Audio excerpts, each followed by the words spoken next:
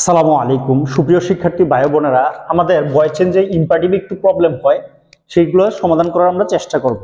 Imperative বাক্যগুলো আমরা জানি ভার্ব দিয়ে শুরু হয়, যেমন ডু দা ওয়ার্ক। এটার প্যাসিভ কি হবে যে এটা শুরুতে আমরা ইম্পারেটিভ বাক্যর ক্ষেত্রে একটা লেট আনবো, লেট দ্য ওয়ার্ক।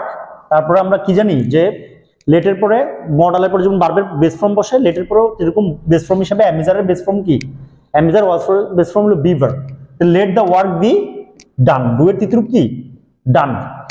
কিন্তু যদি বলে ডু নট শাট দ্য ডোর বা নেভার শাট দ্য ডোর, তাহলে আমরা জাস্ট এই লেটের সাথে একটা নট আনবো, আর নেভার থাকলে নেভার আনবো, ডু নট থাকলে নট আনবো, আর নেভার থাকলে নেভার আনবো। যেরকম do not shut the door, এর অ্যান্সার হবে let not the door be shut. আর নেভার থাকলে never shut the door, let never the door be shut. ঠিক ওরকম ভাবে যদি বলে let me do the work, আমাকে কাজটা করতে দাও, তাহলে এটার অ্যান্সার লেট থাকলেও আমরা শুরুতে লেটই আনবো। আসলে ডু দ্য ওয়ার্কের অ্যান্সার কি ছিল, let the work be done, just let me থাকলে এক্সট্রা আমরা একটা বাই মি যোগ করে দিব।